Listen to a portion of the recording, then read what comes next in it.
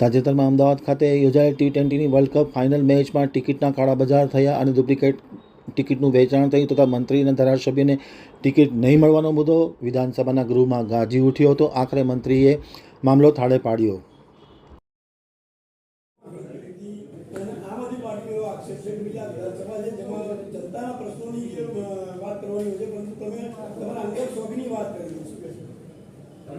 આજના પવિત્ર ગૃહમાં જે બજેટની માંગણી ઉપરની ચર્ચામાં મને જે રમતગમત અને યોગ સાંસ્કૃતિક વિષય ઉપર મને જે તક મળી અને એ વિષય ઉપર જે રીતે મેં જે રજૂઆત કરી એ કોઈ અંગત માંગણીઓ માટે ન કરી અને એમાં પણ જે અમારા આદિવાસી વિસ્તાર છે અને આદિવાસી વિસ્તારમાં કોઈ રમતગમતના ગ્રાઉન્ડો ભૂતકાળમાં ન હતા.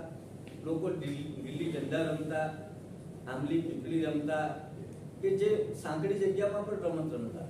પરંતુ અમારા ગુજરાત સરકારના માનનીય મુખ્યમંત્રી શ્રી ભૂપેન્દ્ર પટેલ સાહેબ અને નાયબ મુખ્યમંત્રી કે જે યુવક પ્રવૃત્તિ અને આ વિભાગ સંભાળે છે અને યુવા છે એમના દ્વારા જે બજેટમાં જે જોગવાઈ કરવામાં આવી છે એ વિષયે મેં ગૃહમાં રજૂઆત કરી અને મારા અંગત વિસ્તારમાં કે મારા વિસ્તાર માટે કોઈ વાત કરી નથી.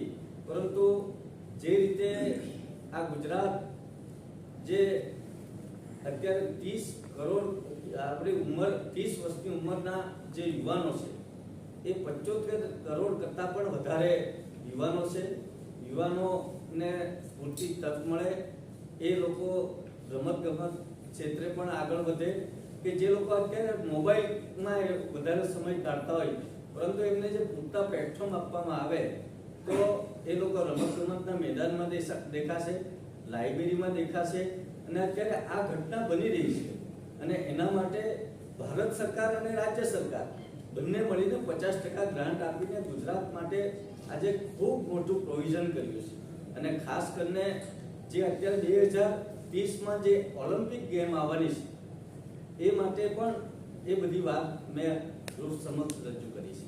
સરકાર શું જવાબ એમાં સરકાર તરફથી પણ આજે ખૂબ મોટા પ્રમાણમાં બજેટમાં જોગવાઈ કરવામાં આવી છે અને આવનારા દિવસોમાં જે યુવાનો માટે જે કંઈ આજે રમતગમત ક્ષેત્ર હોય તમને ટિકિટ મળશે આવતી મેચમાં. એ ટિકિટનો જે પ્રશ્ન છે એ બાબતમાં મારું જે મોવડી મંડળ નક્કી કરતું હોય છે. પરંતુ જ્યાં સુધી અમે અમારી જવાબદારી નિભાવી રહ્યા છીએ